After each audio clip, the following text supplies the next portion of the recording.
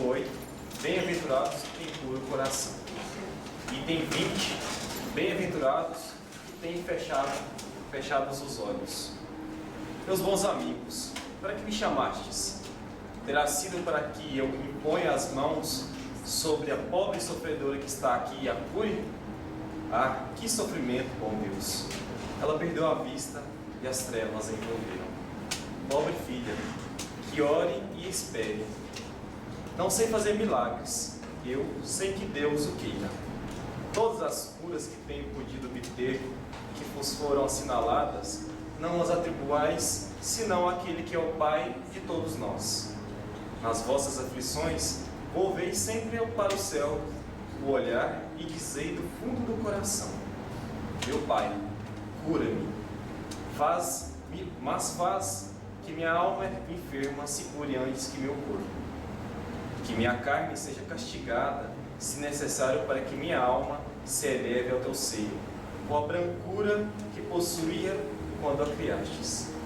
Após essa prece, meus amigos, que o bom Deus ouvirá sempre, dada-vos serão a força e a coragem, e quiçá também a cura que apenas timidamente pedistes, em recompensa da vossa abnegação. Cura d'Ars, Paris, 1863. Vamos então, nesse momento, meus irmãos, elevar o nosso pensamento ao alto, pois confiamos na presença divina de Jesus no meio de nós. E envolvidos nessa vibração vigorosa, amorosa e boa que se derrama neste ambiente, elevamos nosso pensamento até o mais alto, o nosso Pai Celestial, agradecendo por mais esta oportunidade na noite de hoje. Querido Jesus, obrigada pela tua presença, mestre amigo.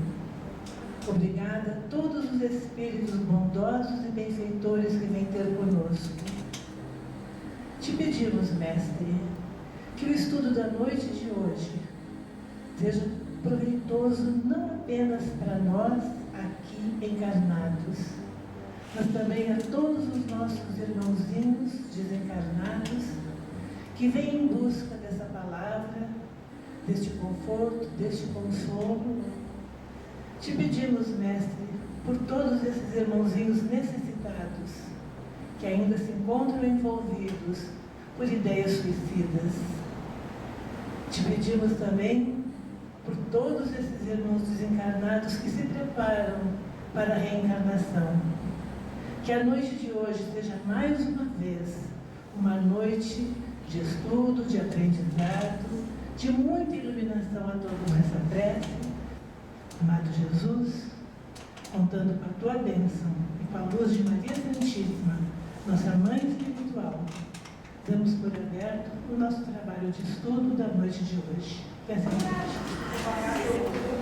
O primeiro ensinamento que esse capítulo nos traz é a importância da prece. O segundo, os mecanismos de socorro espiritual.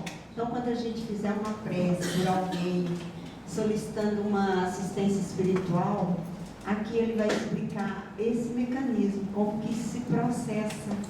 Então, quando a gente estiver fazendo a prece, e por isso que a doutrina espírita chama-se o Consolador, e Jesus mandou a gente estudar, orai e vigiai e estude, né? O conhecimento. Quando a gente estiver fazendo uma prece com esse conhecimento, a gente já sabe até o que vai acontecer, né? Porque a gente está pedindo e está lembrando lá de como que eles providenciam esse socorro. O outro é sobre os escândalos, porque no início do capítulo ele cita esse provérbio que Jesus falou, que está lá em Mateus, né, Cíntia? E ele fala que o escândalo é necessário, mas ai por quem o escândalo venha. E por que esse escândalo é necessário? Porque ele é um instrumento de resgate. E às vezes nós mesmos pedimos, vocês vão ver isso no decorrer do capítulo. A outra coisa, o outro ensinamento é a aplicação da lei de justiça. Por que é permitido esse sofrimento todo? Às vezes há alguém que a gente pensa assim, mas ele não merece, né? Mas essa pessoa não merece estar sofrendo tanto, né, Deus? O outro ensinamento é o atendimento da súplica. Às vezes as nossas súplicas são atendidas e às vezes a gente pensa que não, mas sempre é. Quando é justo e quando é necessário, né?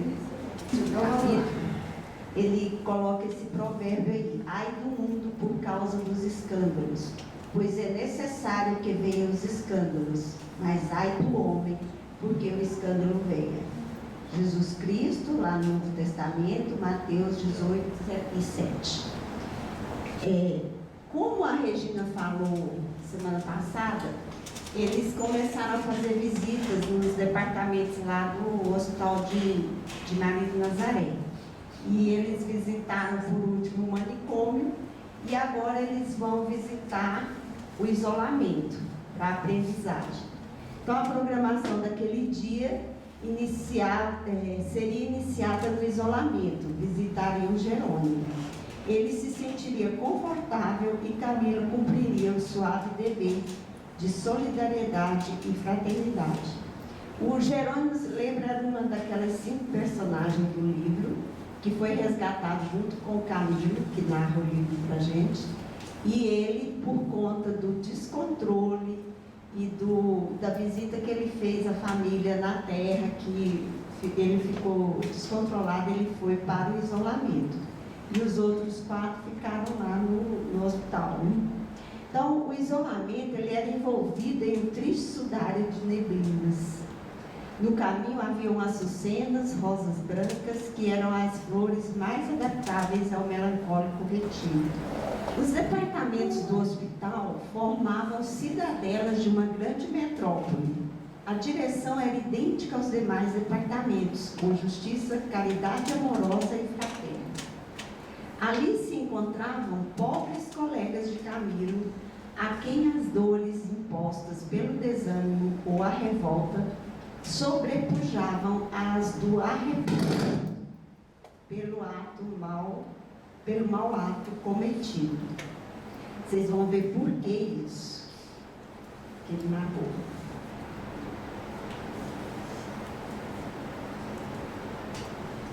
O arrependimento, ele limitava-se ao insuportável pesar de concluírem que o suicídio para nada mais aproveitara senão para se lhes dilatar e prolongar os sofrimentos antes julgados insuportáveis. Porque, como nós estamos vendo desde o primeiro capítulo, eles se suicidaram para aliviar o sofrimento, para terminar com os sofrimentos, né? E quando eles se viram que não morreram, que o espírito era imortal, eles se arrependeram do que fizeram. E a situação ficou pior ainda, porque além de se arrependerem, ainda ficaram longe. Aí aqui ele fala, além de lhes apresentar desalentadora decepção de se reconhecerem com vida, mas separados dos objetos de suas predileções. As pessoas que não têm esse conhecimento, que o espírito é imortal, e que pensam que o suicídio vai acabar com o sofrimento dele para sempre, quando elas se reconhecem vivas, elas ficam assim, pior do que estavam. Porque, além de tudo, cometeram um crime e ainda ficaram longe. Pode até pensar assim, nossa, eu podia ter dado um jeito, né? Se eu tivesse lá. Mas pode-se mesmo afirmar que o isolamento era especializado nos casos sentimentais, pois é sabido que o sentimentalismo levado ao excesso constitui gravíssimo complexo, enfermidade moral, capaz dos mais deploráveis resultados. Então, como a gente está vendo, lá tudo é perfeito. Então tem os departamentos, porque cada um vai receber o tratamento de acordo com a sua enfermidade. E lá no manicômio eram as pessoas piores, né? Já bem dementadas, conforme vocês viram segunda-feira passada. E no isolamento, ele era especialidade nos casos sentimentais. E a gente vai ver aqui quais casos eram. Ali se encontravam desde o amante ofegante de paixão e ciúme pela felicidade do rival, até o chefe de família desorientado por impasses dificultosos, ou o pai subjugado pelo desalento ante o esquife do adorado entezinho, que era a razão da sua felicidade. Vejam bem o tipo de espíritos de sofrimento que estavam ali. Eles eram separados por essa categoria de sofrimento, né? Então, assim, bem penosos mesmo, né? A gente sabe.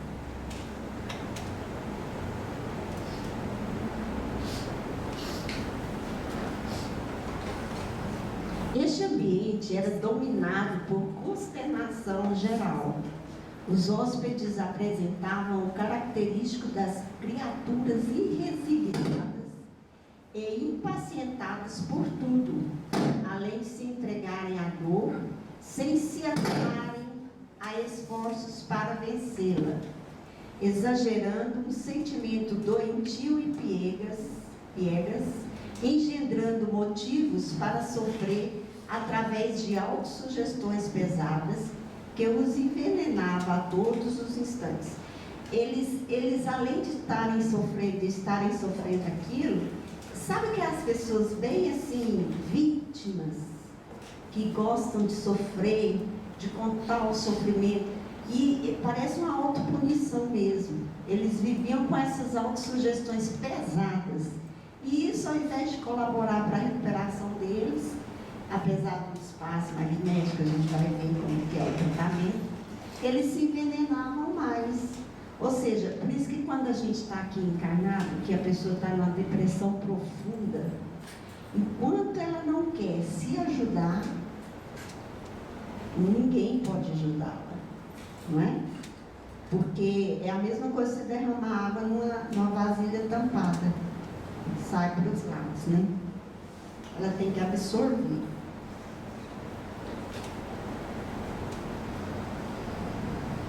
Agora é interessante isso aqui, ó. A direção interna do isolamento achava-se confiada a um sacerdote católico. Todo o corpo de auxiliares era católico, exceto o corpo clínico. Seu diretor era iniciado nas altas doutrinas secretas, espírito de escola, possuidor de méritos perante a lei e benquisto na legião dos servos de Maria, além de graduado no seio da falange de cientistas que governava o Instituto Correcional Maria de Nazaré. Vocês veem que a direção de cada departamento não era assim a qualquer um, né? Eles eram bem preparados para isso. Agora vamos ver por que era um padre.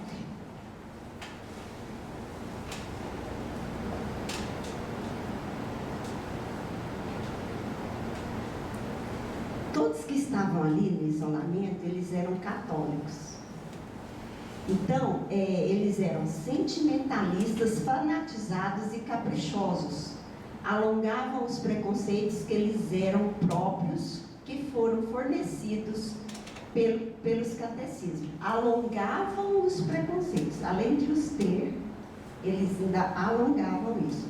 Muitos nem mesmo crença definitiva possuíam. A gente sabe que a grande maioria dos espíritas vem do catolicismo, né? Que a gente, quem não tem religião nenhuma é católico. Vai numa missa de vez em quando e se diz católico, né? Alguns mesmo nem a possuíam, mas habituados à igreja por comodismo e à tradição, só a ela conferiam o direito de criar consciências. Então, assim, imagina se um católico lá, que nem era católico direito, porque aí a pessoa, pelo menos, exercita o cristianismo, né? A fraternidade, de alguma forma, todas as religiões têm isso. E aí chegasse um evangélico para guiá-los, né? Para direcionar e comandar o seu tratamento, ou um espírita. Eles não iam aceitar, porque não iam crer. E sendo um padre, eles eram católicos, então ficava melhor. Você vê a sapiência, né, da espiritualidade. Por isso seria caridoso se fizesse a reeducação de tais mentes à sombra do ambiente idêntico àquele que inspirava confiança e respeito. E a gente sabe também que não é só o espírito que vai para um lugar bom, né? Que lá no plano espiritual não existe a religião espírita. É o cristianismo de Jesus. E agora, o que eu acho, isso é coisa minha, que a gente tem na frente, é que a gente já acredita na imortalidade da alma, né? Quando a gente acordar lá, pelo menos assustar não vai. Igual quando eu fiz uma endoscopia, que eu dormi, quando eu acordei, aquele quarto branquinho, né? Tudo branquinho, eu sozinha lá, falei, ai meu Deus, desencarnei. Ai meu pai, minhas filhas, quem vai criar? Aí depois eu vi que eu não tinha desencarnado. Mas assim, bom se eu tivesse a reação, né? Quando eu desencarnar. Chegar lá. Então, o próprio padre lhes falava do Evangelho da Verdade. Padre Miguel de Santarém, era o padre que dirigia o isolamento, mostrou-se satisfeito com a visita que o grupo de Camilo iria fazer a Jerônimo e disse: visitar o enfermo, e aí serve para nós, reanimar com a presença consoladora o próprio detento, entristecido pela angústia de remorsos implacáveis, é obra meritória sancionada pelo modelo divino. Né? Jesus disse: não são os sãos que necessitam de médico. O padre era o mesmo que assistira Jerônimo desde a visita à sua família.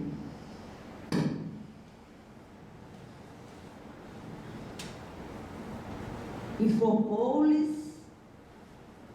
ao pessoal que chegou lá para visitar Jerônimo da recuperação de Jerônimo, dizendo que ele estava em fase de transição precursora do restabelecimento. Após vencer a apatia a que a revolta improfícua o conduziu, são aquelas fases, né? É igual a gente em depressão aqui, encarnado. Tem as fases. E tem a fase também quando a gente sabe de uma doença incurável, né?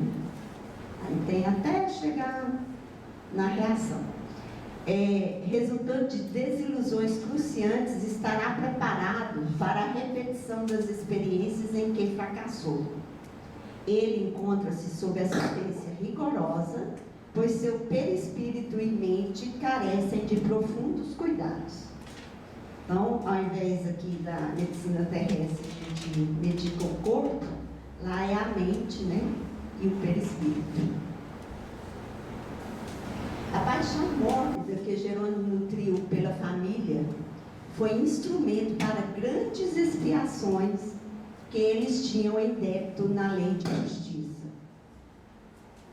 A paixão mórbida que Jerônimo nutriu pela família foi instrumento para as grandes expiações que eles tinham em débito na lei de justiça.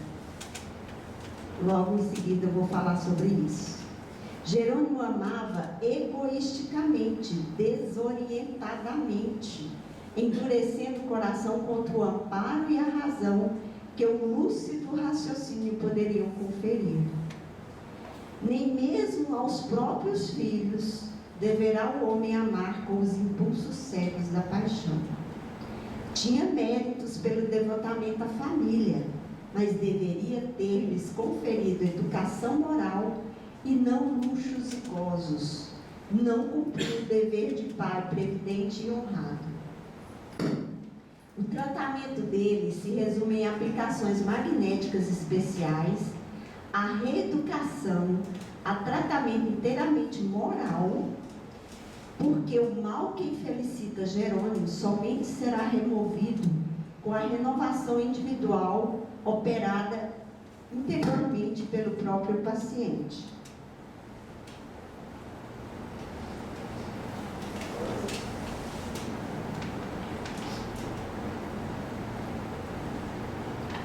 Jerônimo chegou e abraçou os amigos comovidamente. Agradeceu a visita e falou de suas aflições.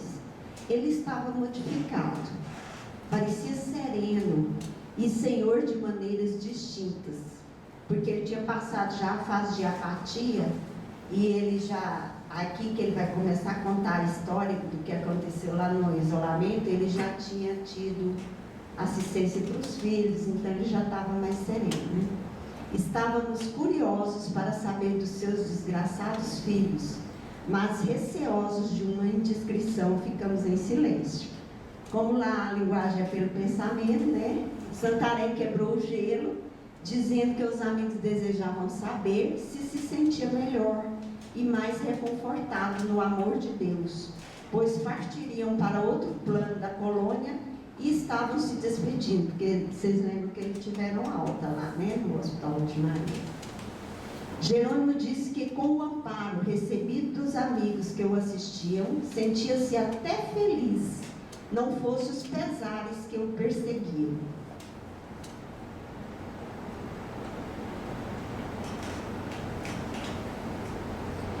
Que estava conquistando resignação, fé, aqui ó, revelou-se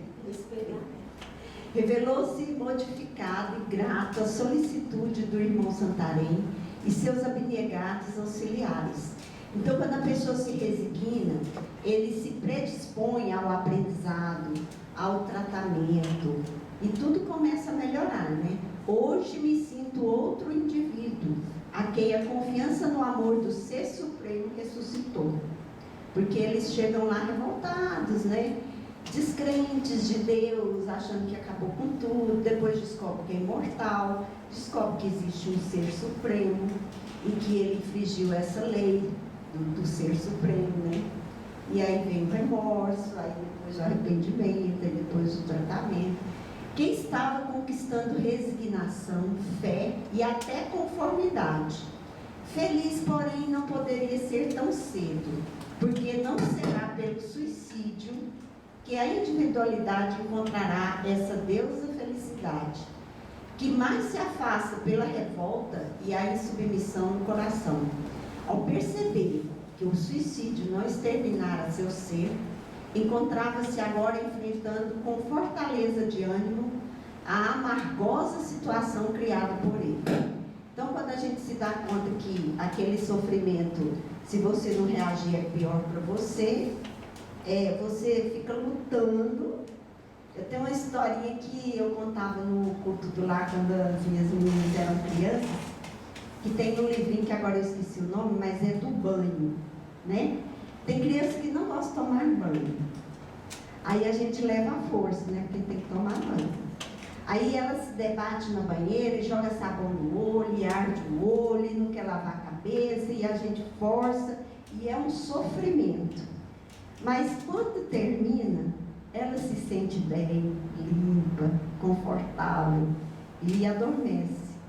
E assim é a gente com os nossos sofrimentos. Eles falam que se você se revoltar, volta para a máquina de lavar e vai bater de novo, até limpar.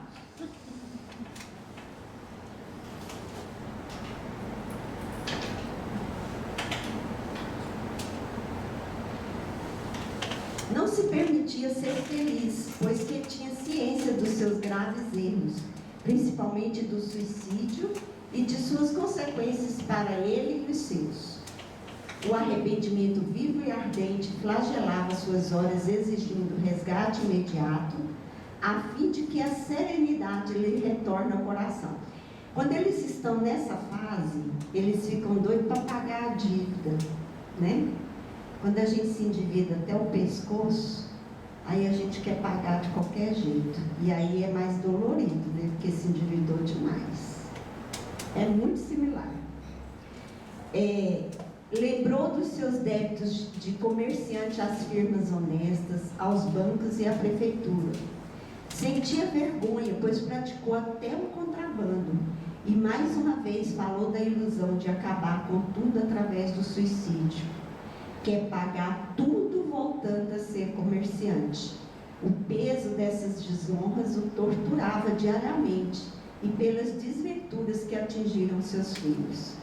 O irmão Santarém acudiu, dizendo que a lei da sábia providência confere oportunidade através da reencarnação, que a todos é facultada como meio de progresso e reabilitação. Isso a gente gosta de lembrar quando lê uma frase assim, para a gente agradecer todos os dias a nossa reencarnação atual, porque é uma bênção. Nós estamos resgatando e pagando uma parcela, né, dele, pequenininha da dívida. Aí vem um outro ensinamento que a gente tira desse capítulo, que é a oração. Uma das maneiras mais poderosas de se amar alguém é orando por ela. E nesse livro, a gente aprende, a gente fica sabendo que orar pelos que a gente ama, a gente já faz, né? A gente faz todas as noites, a gente faz um culto do lar, a gente coloca nos livros de vibrações dos centros. É fácil. Agora, e orar para quem a gente nem conhece? Lembram da história que o Divaldo contou do suicida que ele leu no jornal, que se atirou debaixo de um trem? E ele anotou o nome e rezava por ele todas as noites. E quando o perispírito dele se reconstruiu um pouquinho, que ele pôde se comunicar, ele veio agradecer. E Divaldo não reconheceu quem era, agradecer porque ele orava por ele, aquele espírito. Aí ele falou: eu sou aquele do jornal que me joguei embaixo de um trem. Suas orações foram muito proveitosas, importantes para mim. Então, nesse livro a gente aprende, e eu ainda vou achar, que eu reli assim muito rapidamente, que tem lá assim: quem ora por um suicida, mesmo que não o conheça, já está progredindo. E no capítulo não me lembro de quem também, fala que quando a gente ora por um suicida, a gente já se torna um servo de Maria. Foi no céu? É os anãos. Então, para vocês verem, né? E a gente tem essa oportunidade de conhecer essa história e tirar tanto ensinamento dela, né?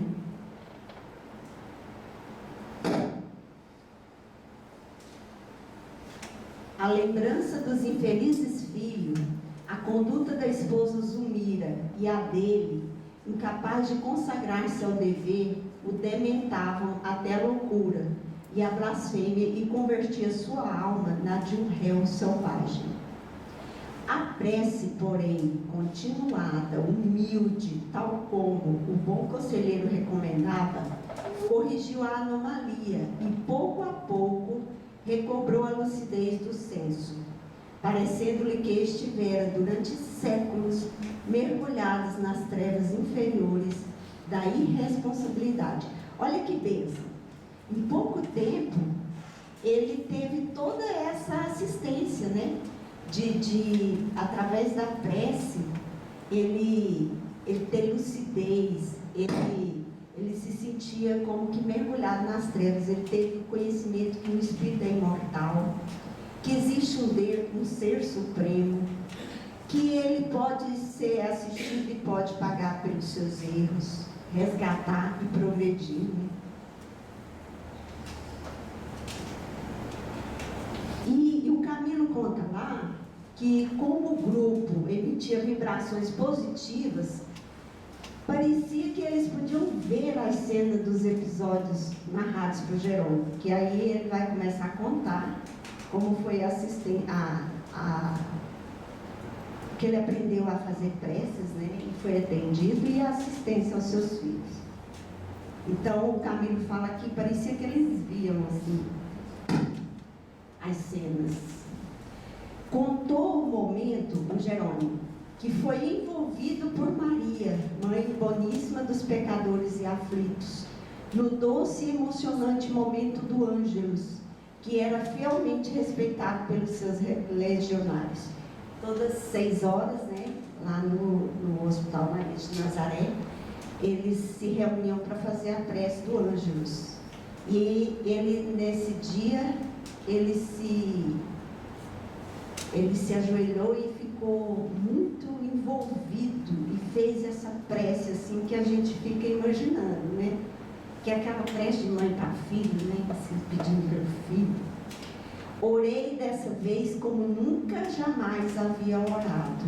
Supliquei à amorosa mãe do nosso Redentor assistência para os meus filhos. Pedi proteção para Margaridinha e Albino. Roguei por sua maternal intervenção em torno da angustiosa situação de ambos. Prometi até afastar-me para sempre deles, se minha filha fosse afastada do cais e meu filho fosse fortalecido para não se entregar ao suicídio. Olha a renúncia, né? A renúncia que ele faria até esse sacrifício de se afastar para sempre deles, se eles tivessem essa assistência. Vamos ver o que aconteceu. Aí o Ambrósio, que era incumbido de nos reunir ao anoitecer, encontrou-me banhado em lágrimas. Confidenciei-lhes as minhas súplicas e fui confortado por ele. Incentivou-me a perseverar nessas rogativas, fazê-las com bom ânimo e coragem, elevando energicamente o grau de minhas vibrações, a fim de que repercutissem nas esferas astrais, superiores, pois eram justos meus pedidos. Aconselhou ainda a orar em conjunto, reunindo a outros o meu pensamento, a fim de que minhas vibrações, onde eu estou? Minhas forças inexperientes se revigorassem ao calor dos demais. Minhas súplicas neste momento seriam muito importantes, representando verdadeira mensagem dirigida a Maria. Então, assim, a gente perseverar na oração, né? Na prece, e a gente vai ver mais algumas coisinhas sobre esse mecanismo da prece.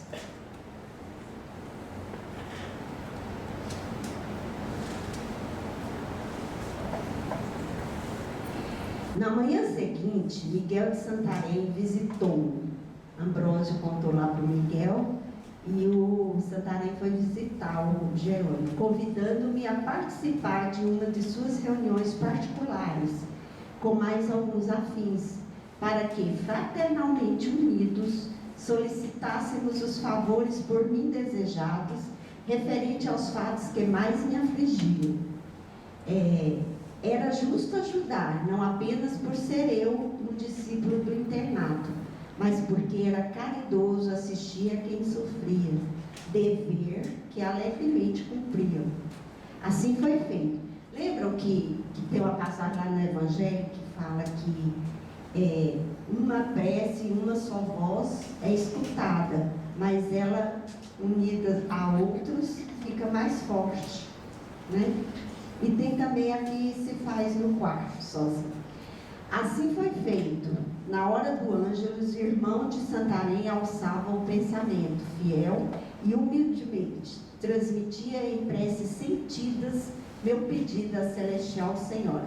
Então, um grupo lá específico, eles se uniram a ele, e aí o Santarém fazia a prece, e é como aquela prece que a gente aprendeu, que quando alguém está fazendo uma prece, você não fazer a sua separada, ou pensar em outras coisas. Você tem que acompanhar o que a pessoa está falando, pedindo, e essa prece se torne mais vigorosa. Porque se cada um de nós aqui na prece inicial ou final fizer uma prece separada com o seu pensamento, atrapalha, né? Não é bom, muito bom.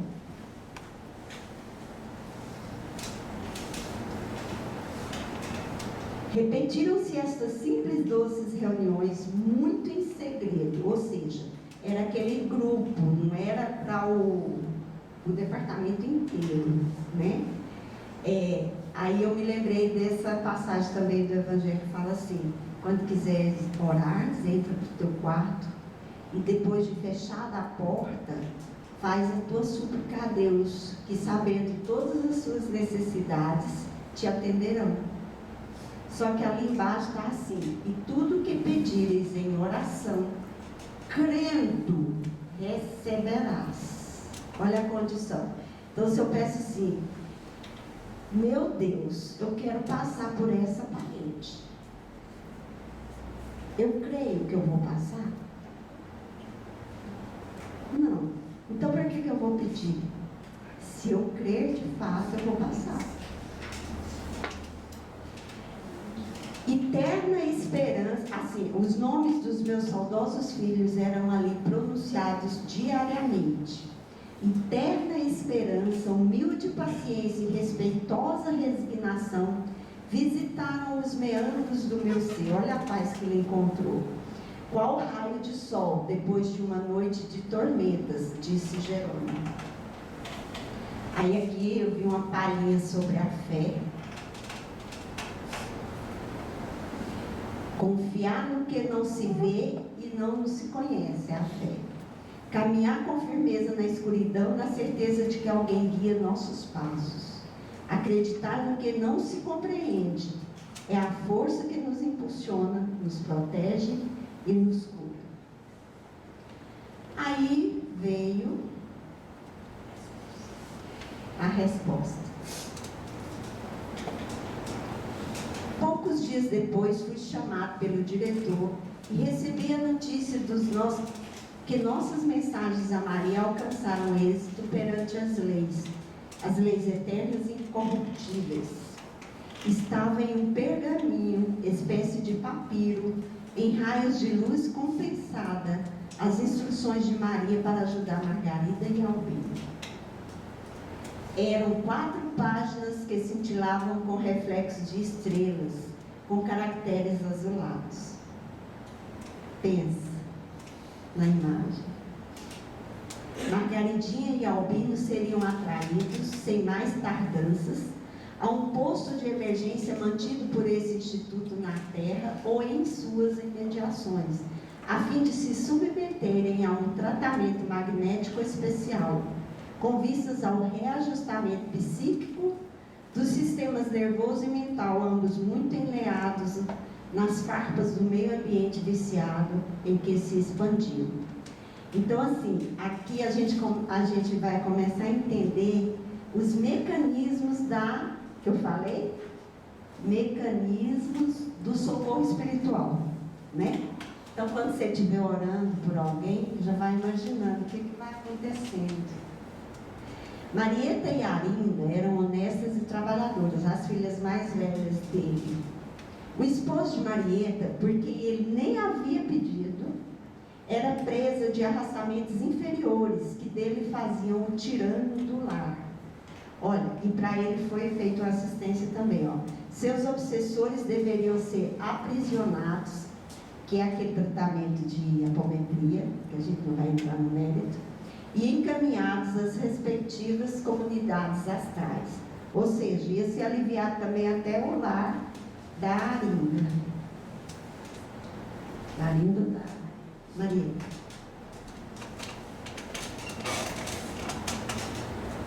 O irmão Santarém assumiu a direção do empreendimento Socorro. Foram requeridos auxiliares, aí os mecanismos de socorro espiritual. Foram requeridos auxiliares voluntários para o áspero sertão. Os obreiros para serviços externos se oferecem espontaneamente. Ninguém é obrigado a ir, né? Ainda mais um serviço desse, assim, que vai para a terra, sempre tem, né? Os percalços. Foi decidido que visitariam as personagens em questão para estudo das faces do assunto. Partiriam todos juntos em demanda da terra. O conde Ramiro de Guzmán que sempre chefia as expedições missionárias no exterior da colônia, foi o primeiro a atender o convite e levou o grupo a um giro da cidade do Porto, onde ele e o irmão Santarém haviam vivido. Esse Guzmán também era português. E aqui o cais do Porto. Vamos ver como eles assistiram Margarida. Procuraram encontrar Margaridinha no cais do Porto, num daqueles antros de vício e libertinagem.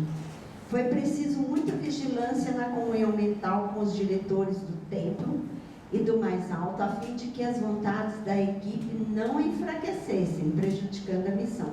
Lembra do capítulo que fala que tem sempre uns assistentes lá no posto, tipo, dando apoio e amparando eles lá.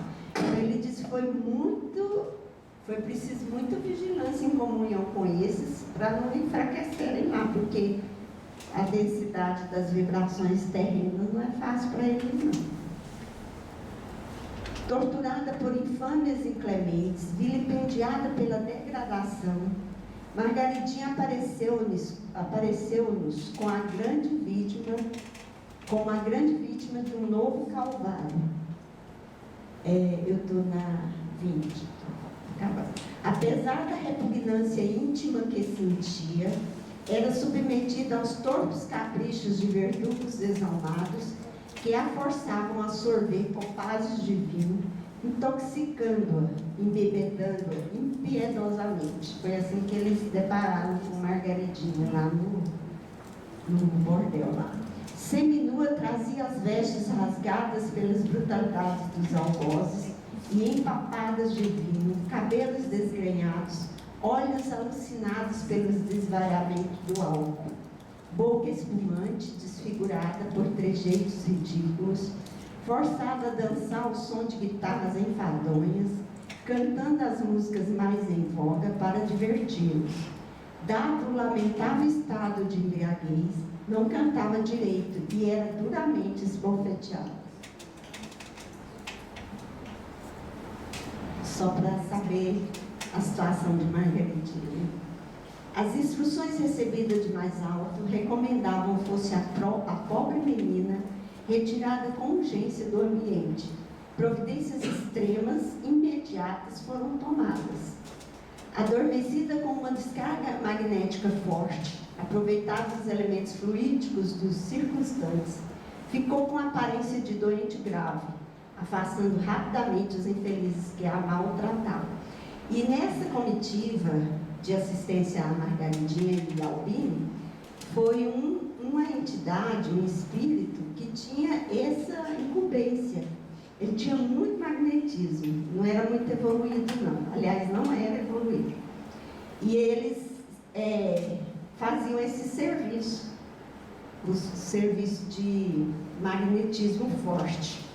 Então é aquela, quando a pessoa do nada desmaia, sabe? E fica num estado comatoso, né? Médico foi chamado e Margarida foi levada a modesto hospital, caridoso bastante para resguardá-la enquanto a equipe espiritual tomava providências quanto aos seus dias futuros, guiados pelas inspirações generosas de Maria. Porque a gente recorda que para um tratamento assim que desliga o espírito, desliga não, tira o espírito do corpo momentaneamente, a pessoa tem que estar adormecida ou em coma, né? Porque em vigília não é possível. Então, eles fizeram como se ela estivesse muito doente para levar o espírito dela para ser assistido. Margarida permaneceu em estado comatoso no hospital, enquanto seu espírito parcial e temporariamente desligado do fardo carnal era removido para o posto de emergência do Instituto nas adjacências do globo terreno. Vai secando.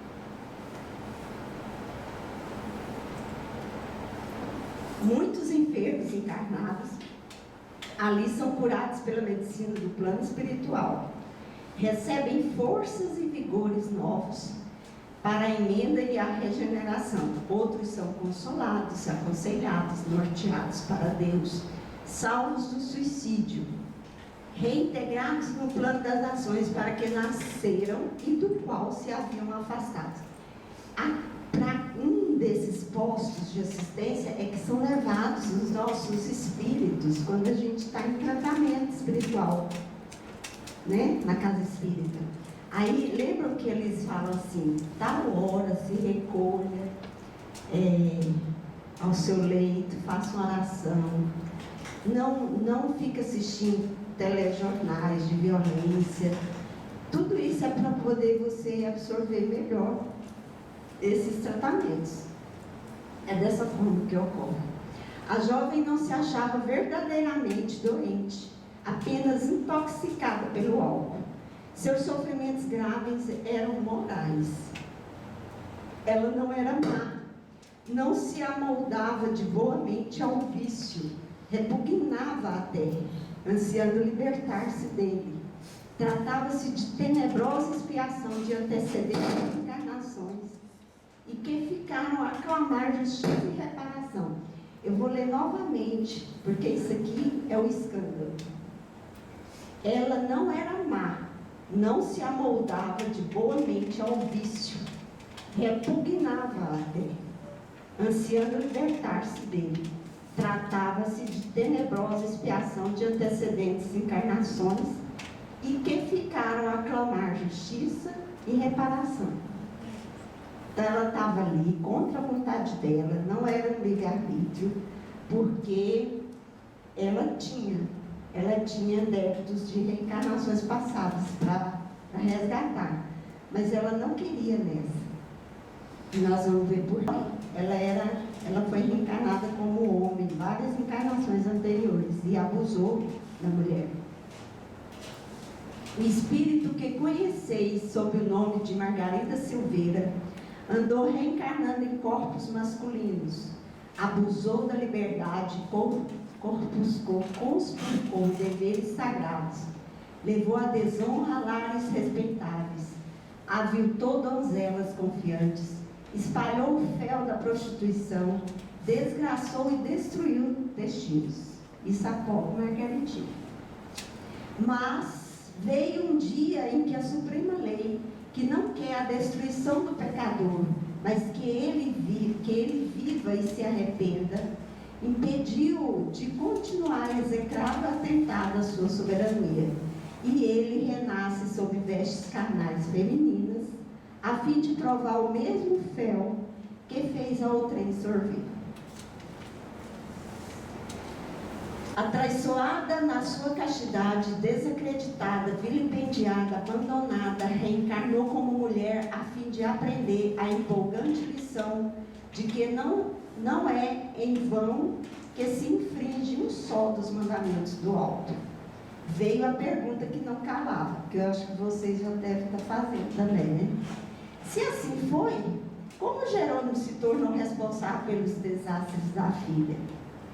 Santarense Espírito diz: o escândalo há de vir, mas ai do homem, porque o escândalo venha. Aí eu quero ler aqui no Evangelho.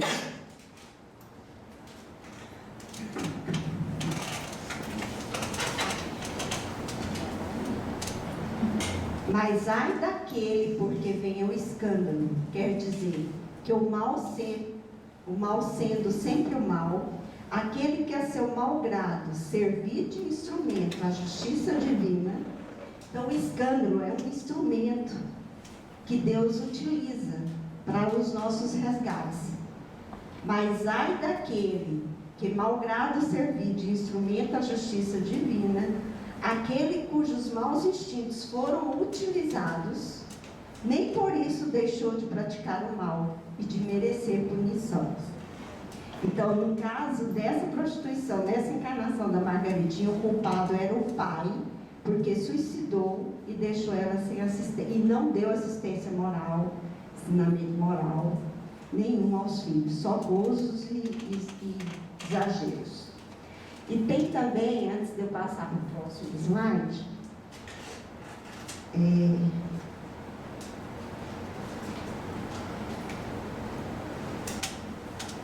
a a lei de justiça, que eu falei que era um dos aprendizados do capítulo.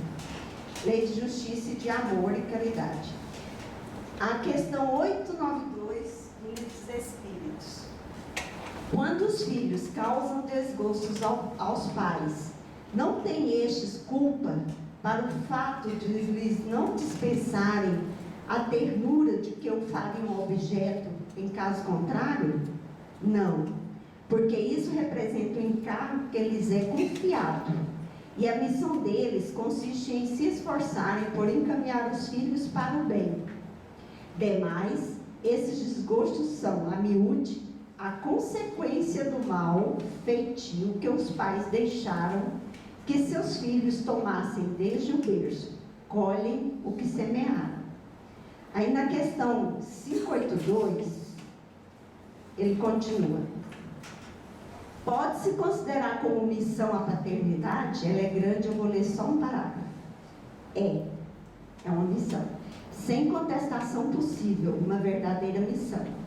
É ao mesmo tempo grandíssimo dever e que envolve mais do que pensa o homem, a sua responsabilidade quanto ao futuro.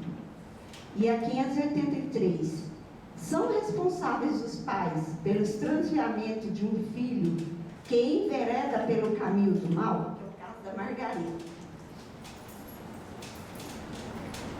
São responsáveis os pais pelo transviamento de um filho que envereda pelo caminho do mal, apesar dos cuidados que eles dispensaram? Ele não dispensou esses cuidados, mas ele fala, não. Porém, quanto piores forem as propensões do filho, tanto mais pesada é a tarefa e tanto maior o mérito dos pais, se conseguirem desviá-lo do mau caminho. Depois vocês leiam 582, 583. Tenho 10 minutos.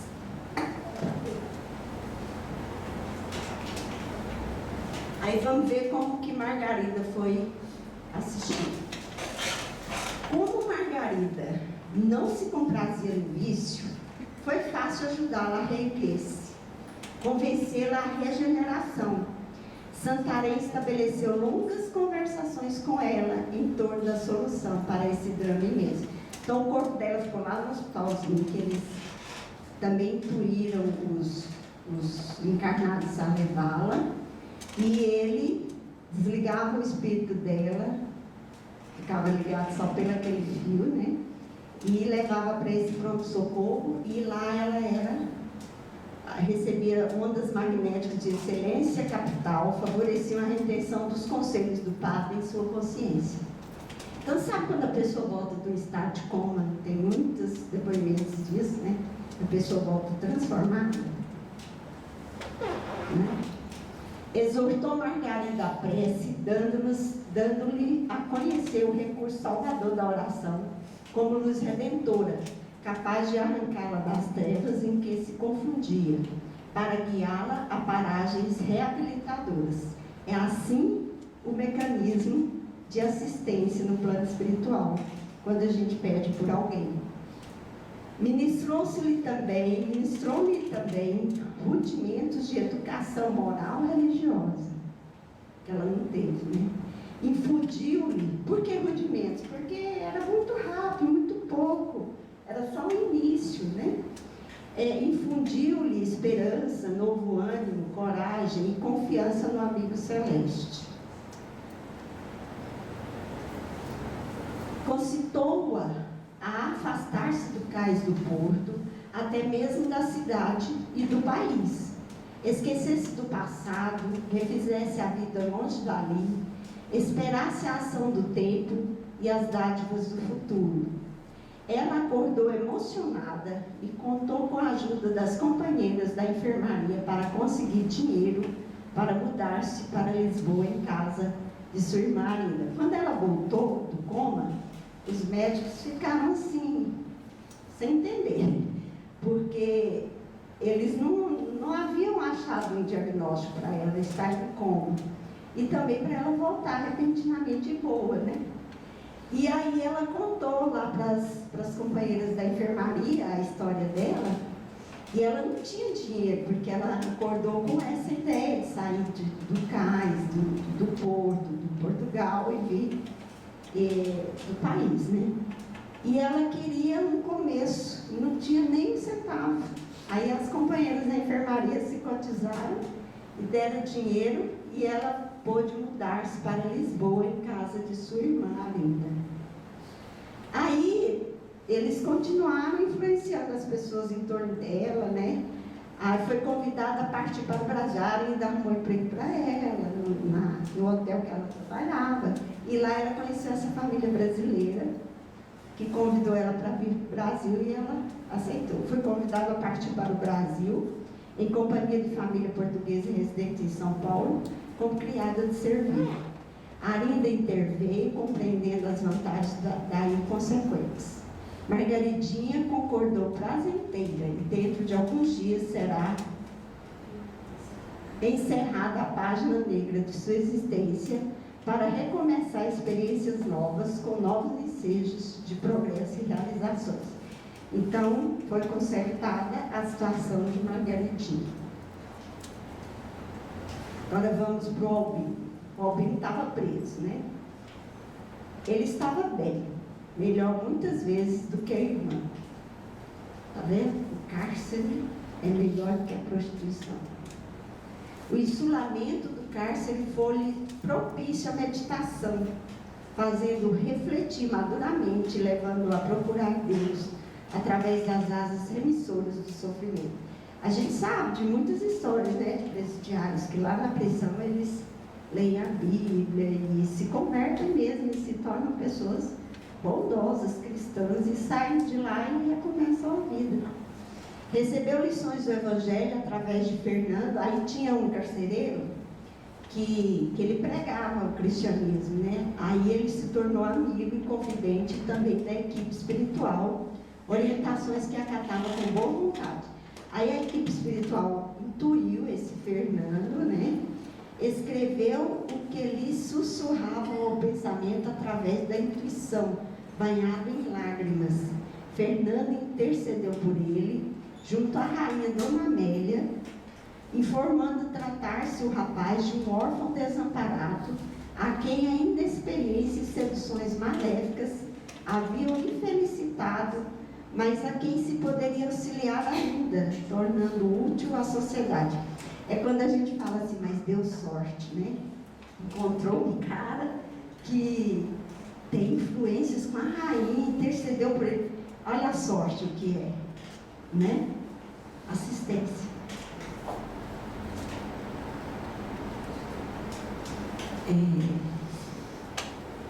Inspirado pelo irmão Santarém e com a intercessão da rainha Dona Amélia, Fernando conseguiu a remoção de Albino para a África, onde ficaria em liberdade relativa, pois ainda necessitava de custódia, quer policial, quer espiritual. Ou seja, não é porque a espiritualidade está assistindo que também, né, melhora 100%, porque às vezes o espírito não é dessa forma que ele seria ajudado, de fato. Por isso foi escolhido ir no Hospital da África ao invés do Brasil, onde ele encontraria demasiadas facilidades. Porque aí perguntaram, mas por que a África? Por que não mandaram ele para o Brasil? Onde ele encontraria demasiadas facilidades que arrastá-lo-iam a desvios prejudiciais à sua regeneração. Nada é por acaso.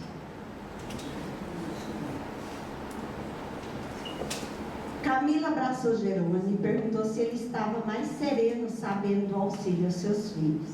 Respondeu que sim, tendo em vista o alcance tão vasto e profundo dos benefícios recebidos por ele, através da assistência dispensada aos seus entes queridos. Será grato eternamente à Mãe Santa do seu Salvador. E por misericórdia ainda mais extensa, deseja se transformar em protetor de órfãos e abandonados. Aprendeu que o Espírito vive sobre a terra sucessivas vidas. Ele aprendeu lá. Deseja reencarnar e criar orfanatos, internatos amorosos e acolhedores, lares cristãos para órfãos. Encontra-se reconfortado, agradecido e esperançado, mas jubiloso ainda não, pois sabe da avalanche de dívidas a sorver e sofre remorsos. Lógico, né? Está longe de sentir a paz completa, né? Não se ressentia de Zulmira, uma vez que a reconhecia sua fragilidade moral, em vistas que foi criada às brutas pelo pai e por ele for habituada a conforto excessivo e à ociosidade, porque a gente sabe que a Zulmira, a mãe da Margaridinha, que a obrigou a se prostituir, né? A oração era seu conforto, assim como os estudos que vinha fazendo sobre a encarnação. Viu que não se perde tempo lá, né? Quando na sociedade terrena praticamos delitos irremediáveis, ao voltarmos à pátria espiritual, havemos de nos preparar para mais tarde tornar o teatro das nossas infrações em experiências posteriores, a fim de recapitular o passado, operando de modo contrário ao que fracassamos. Camilo pergunta ao padre Santarém se é possível saber como será a nova encarnação de Jerônimo. Vocês já imaginam, né?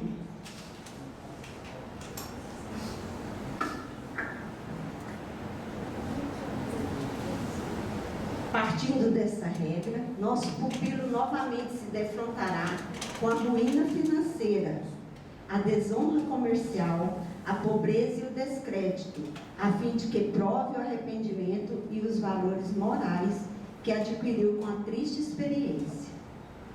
A ruína deverá positivar-se a despeito dos seus esforços por evitá-la, apesar da sua probidade e nunca pela incúria. Sua consciência lhe mostrará as particularidades do desempenho de tão melindrosa reparação de acordo com seus sentimentos, pois ele possui livre-arbítrio. Naquele livro de André Luiz, Os Mensageiros, a gente vê o tanto de missionário que reencarna com a missão que ele pediu e que sucumbe, né? Por quê? Porque a gente tem um livre-arbítrio.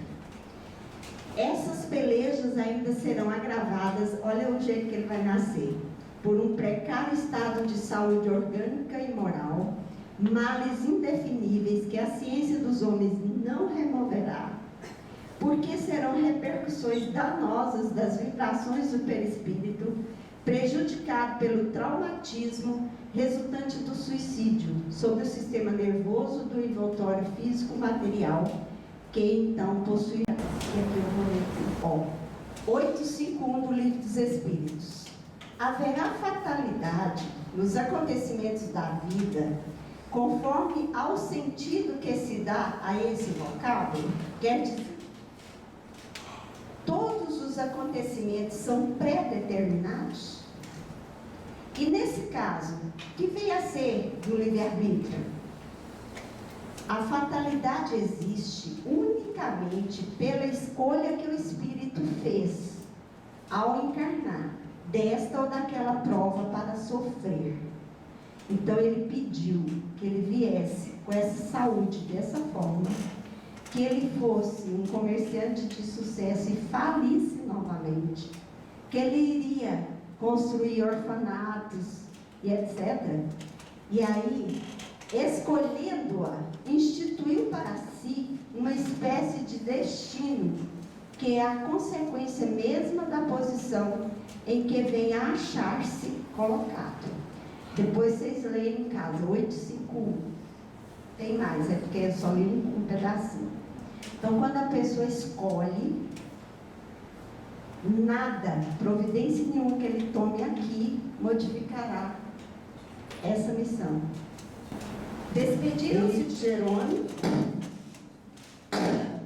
penalizando-se ao concluir que o pobre companheiro não passava de um solitário, carregado de vibrações pesadas e chocantes, que não poderia sequer visitar os parentes, pois causaria angústias e possibilidades desastrosas. Camilo percebeu que quando o nobre irmão Santarém ilustrava os problemas de Jerônimo, caridosamente ele desejava advertir aos aprendizes quanto aos momentos difíceis que a eles também esperam. Ou seja, se para Jerônimo era daquele jeito, para eles igualmente, né, gente? De acordo com a carga de cada um. Desperdício não é dizer adeus, é apoiar e desejar sucesso para a nova jornada, que está apenas começando. Muito obrigada. Obrigada. Gente, nós ficamos de pesquisar sobre a semelhança que tem as situações dos intitulados retalhados, que são aqueles que saltam de grandes alturas, são os que se jogam nos rios, à frente de locomotivas, os que se vão por overdose. Então, eu fiz aqui também uma pesquisa. Então, esse assunto está nos capítulos 3, 4 e 5.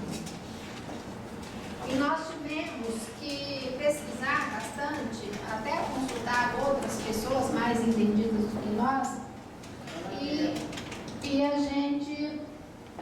a gente vai ver que aqui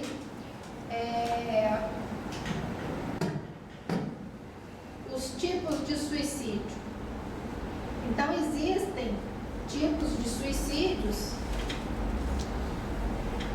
não só pela forma física, mas pela conduta moral que cada um escolher, pelos vícios que tem, que também é considerado como suicídio.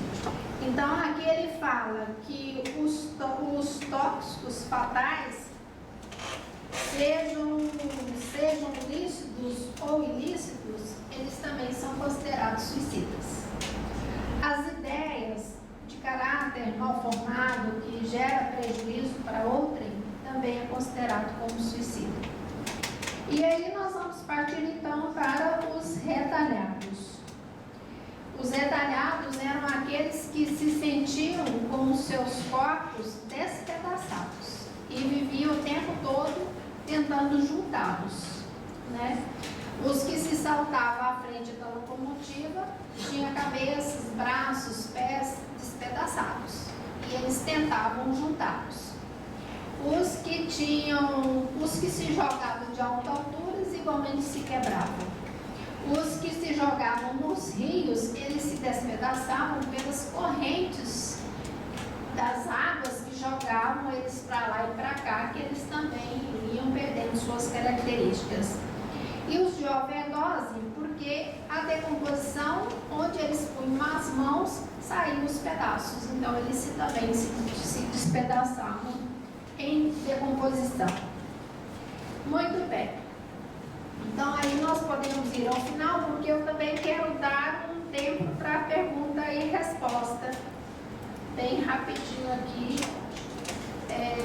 sobre isso que nós estamos falando e sobre o que a Violeta veio falar. O debate, né? O debate como um todo, né? Então, eles se igualavam. Olha bem por que eles se igualavam. Na fala da Violeta, eu ainda peguei alguns acréscimos. A violência do ato repetido, várias vezes, automatizava em si próprio a ideia de tristeza, de sentimentos em excesso e em desalinho. Todos eles tinham essa característica. O desequilíbrio chegava ao ponto de levá-los à loucura. E a inferioridade moral era uma característica de todos. As emanações deletérias deles eram tão perigosas que eles não podiam ficar nem próximos aos suicidas, porque eles influenciavam aos outros que já estavam em recuperação a uma decadência moral. Se colocados ao lado dos encarnados, eles causam enfermidades que podem levar à morte, se não for acudido assistencialmente a tempo. Se for colocado junto com que já tenha tendências suicidas, eles podem ser levados ao suicídio. E se aproximarem de crianças pela fragilidade infantil, em poucos dias podem ser levados à morte, sem causa de enfermidade aparente. Então foram essas as questões que nós levantamos. Se quiserem seguir, estão nos capítulos 3, 4 e 5. E veja bem, o Jerônimo, ele deu tiro no ouvido e ele foi lá para o isolamento. Por quê? Porque ele era sentimental em excesso, insubordinado. Tudo que ele não aceitava era que alguém desse para ele a orientação, porque ele era muito orgulhoso e achava que estava certo. Tanto que ele insistiu, correndo os riscos de visitar a própria família, e deu no estrago que deu para ele, dele desajustar e ser internado com isolamento. Vamos encerrar os nossos olhos e mantendo ainda essa sintonia com o plano superior, muito agradecidos mesmo por esses momentos de tantos conhecimentos aqui passados, tantas reflexões. Nós pedimos à espiritualidade maior que continue a nos proteger, continue a nos dar todo esse entusiasmo e essa vontade de prosseguir nesse nosso trabalho, do esclarecimento, não só nosso próprio, mas também de toda a equipe espiritual, todos os nossos amigos, companheiros que estão presentes também espiritualmente falando. Que todos tenhamos então esse desejo de continuar o nosso estudo e pedimos também a proteção por aqueles que não puderam aqui comparecer, seja nesse plano ou em outro plano, Senhor, mas que na próxima segunda-feira estejamos aqui novamente. Abençoe-nos, Senhor, nesse nosso propósito, nessa nossa caminhada, que assim seja.